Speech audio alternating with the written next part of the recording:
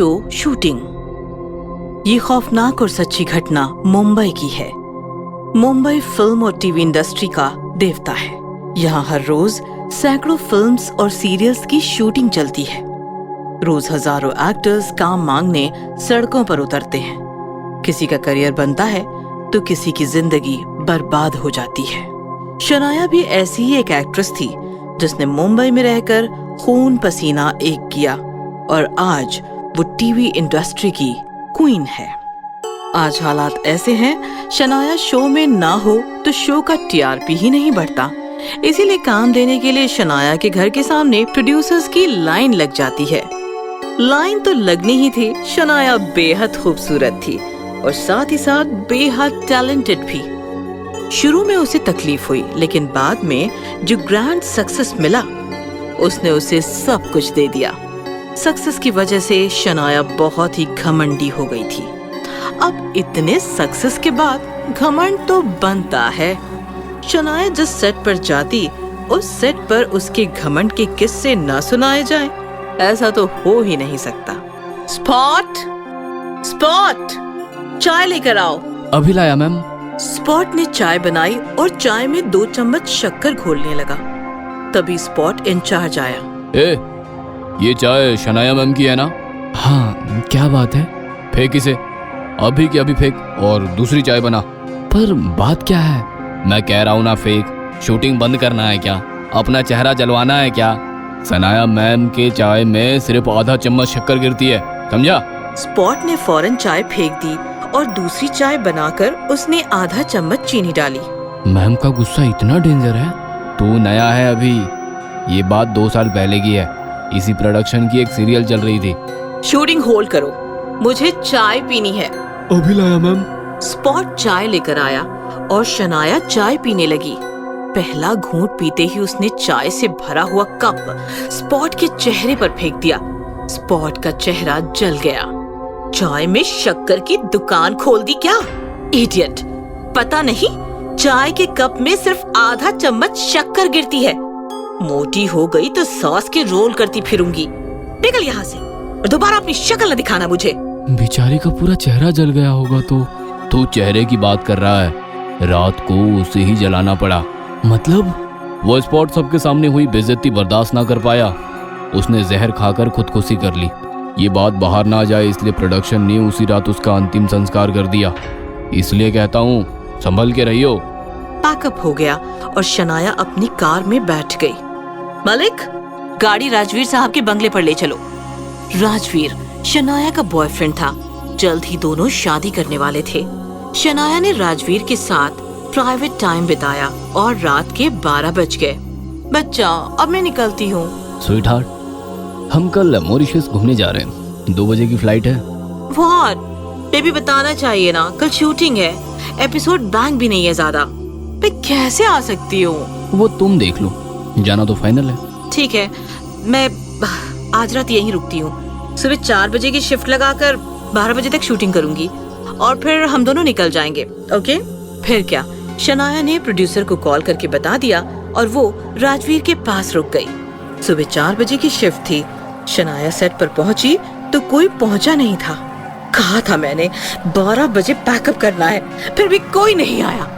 आने दो सबको, फिर देखती हूँ। तभी एक नया स्पॉट मेकअप रूम में आया।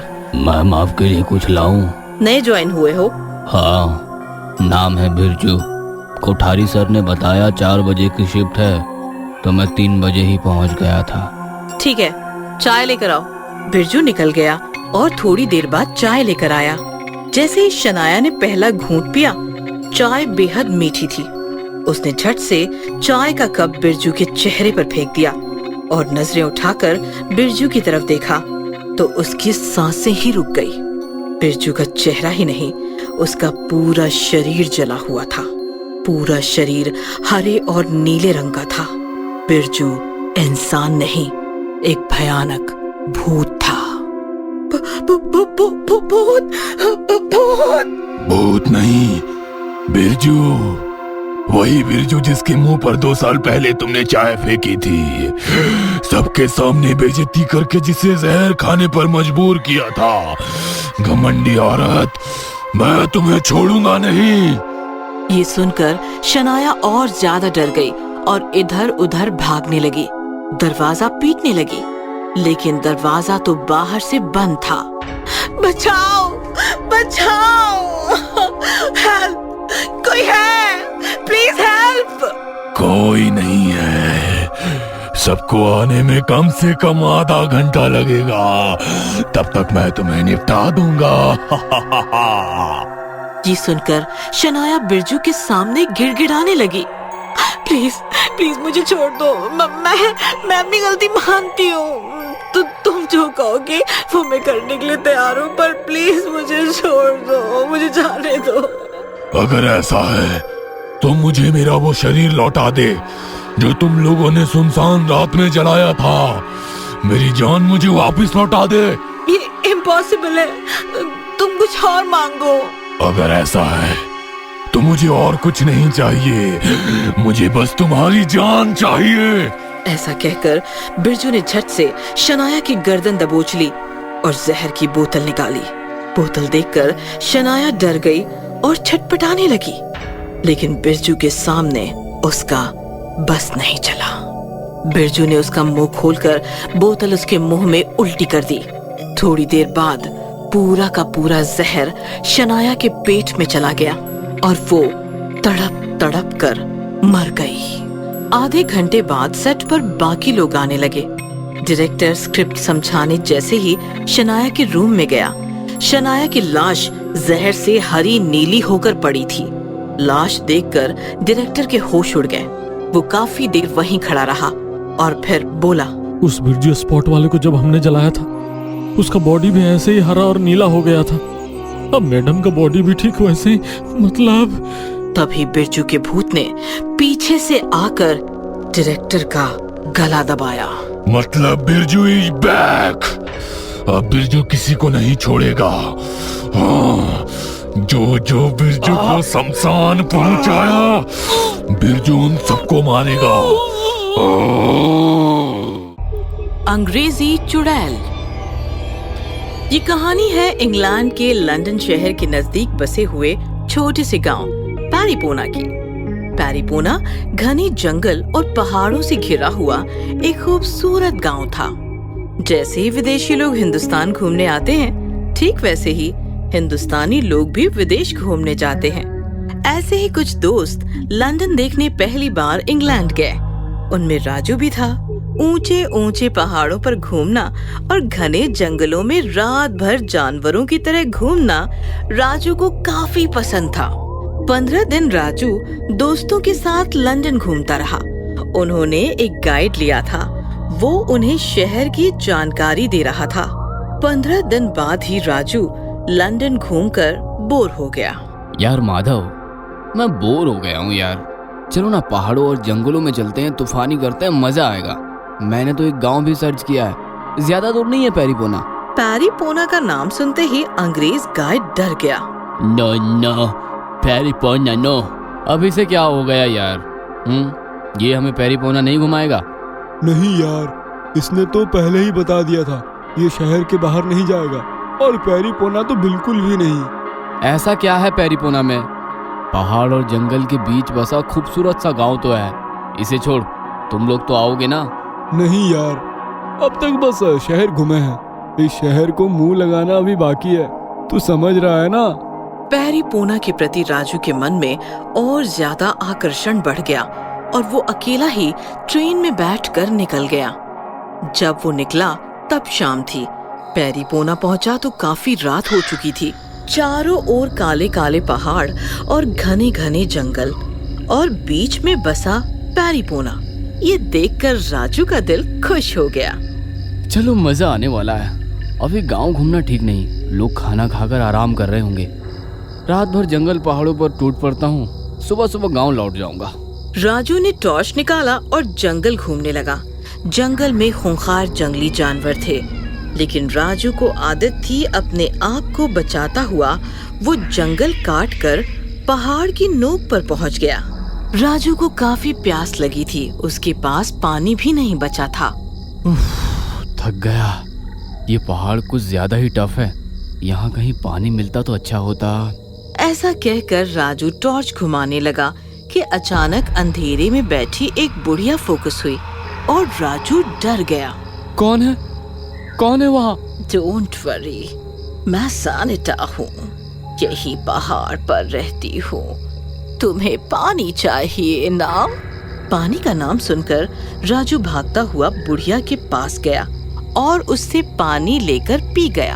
आप हिंदी भी बोल लेती हो? हाँ, तुम्हारे जैसे कई इंडियंस आते हैं, मैं उनके सवाल सुन सुनकर हिंदी सीख गई। सवाल सुनकर? बहुत ठंड है ना, विस्की पियोगे? ये सुनकर तो राजू का मूड बन गया। हाँ, जरूर पीऊंगा। तो आओ मेरे पीछे। राजू सानिटा के पीछे पीछे एक झोपड़ी में चला गया जिसका छत नहीं था, सिर पर चांद लटक रहा था। कमाल का झोपड़ा है। तभी राजू की नजर लकड़ी के पीपे पर पड़ी। लगता है इसमें विस्की है। राजू ने इधर उधर देखा लेकिन सानिटा नहीं थी। लगता है किसी काम से बाहर चली गई। मैं विस्की पी लेता हूँ। जैसे ही राजू ने पीपे का ढक्कन खोला, उसका दिल दहल गया क्योंकि अंदर विस्की नहीं, एक भयानक अंग्रेजी चुड़ैल बैठी थी। राजू घबरा गया। चुड़ैल हंसते हुए बाहर आई। सानिटा! सानिटा! अरे बुद्धू, मैं ही सानिटा हूँ। तुम्हें फंसा कर यहाँ लाई हूँ। लेकिन क्यों? क्योंकि मैं भूखी हूँ, तुम्हें खाना चाहती हूँ। अब समझा गाइड पैरीपोने क्यों नहीं आना चाहता था। प्लीज मुझे छोड़ दो, मुझे छोड़ दो। जरूर बचने का मौका जरूर दूंगी। मुझे कोई भी एक सवाल पूछो, मैंने सही सही जवाब दिया तो तू मरेगा। मुझे जवाब नहीं आया तो मैं जल जाऊंगी और तुम बच जाओगे। पूछो, जितना मुश्किल सवाल पूछना है पूछो, बस याद रहे सवाल एक ही पूछना है। राजू दुविधा में फंस गया। उसे समझ नहीं आ रहा था कि कौन सा सवाल पूछा जाए जो सबसे मुश्किल हो और जिसका जवाब चुड़ैल ना जानती हो। हे भगवान, कहाँ फंस गया मैं। ऐसी मुसीबत में आसान काम भी मुश्किल हो जाता है और इसने तो मुश्किल सवाल खड़ा कर दिया। मतलब मुश्किल सवाल का जवाब देना इसके लिए आसान है। राजू को सोचता देखकर चुड़ैल जोर जोर से हंसने लगी।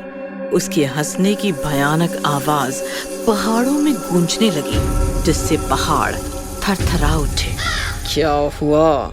सवाल का जवाब नहीं, सवाल मांगा है, वो भी सबसे मुश्किल सवाल जो तुम्हारी जान बचा सके। मुंह तो ऐसे बना रहे हो जैसे मैंने ही तुमसे कोई सवाल पूछा हो। सोचने तो दो। सोचो सोचो, जल्दी सोचो, मुझे भूख लगी है। भूख तो मुझे भी लगी है, लेकिन जान बचेगी तो खाऊंगा ना। सोच राजू, सोच, जल्दी सोच। इस प्रकार राजू ने काफी देर सिर खुजाया, लेकिन उसे एक भी मुश्किल सवाल नहीं सूझा। उसके दिमाग में सवाल तो बहुत थे, लेकिन सवाल तो बहुत है, लेकिन चुड़ैल झट से जवाब दे देगी और मैं मारा जाऊंगा। नहीं नहीं नहीं, घटिया सवाल पूछकर मुर्गे की तरह हलाल नहीं होना है मुझे। मुर्गा, मुर्गी, मुर्गी का अंडा। हाँ। अचानक राजू जोर से चिल्लाया। मिल गया सवाल, मिल गया। ये सुनकर चुड़ैल खुश हो गई। अच्छा, मैं भी तो देखूं कितना मुश्किल है। जो भी इस झोपड़े में आया है वो कभी बाहर नहीं गया, इतना याद रखो। चलो पूछो। मैं तुमसे जो सवाल करने जा रहा हूँ वो मैं बचपन से सुनता आ रहा हूँ, लेकिन कभी जवाब ना दे सका। इसका सही जवाब दुनिया में कोई नहीं दे सकता। अरे तो फिर जल्दी से पूछो। सवाल ये है कि पहले मुर्गी आई कि अंडा? पहले मुर्गी आई कि अंडा? अंडा नहीं, मुर्गी नहीं, अंडा, मुर्गी, अंडा, मुर्गी। इस प्रकार चुड़ैल अंडा मुर्गी करती रही और सवाल में उलझ गई। थोड़ी देर बाद अचानक चुड़ैल जलने लगी और देखते देखते जलकर भस्म हो गई। कहा था ना मैंने, इस सवाल का जवाब आज तक कोई नहीं दे सका। इस प्रकार राजू ने अपने सवाल से और साथ ही साथ पूरे पैरीपोना को चुड़ैल के चंगुल से आजाद भी किया।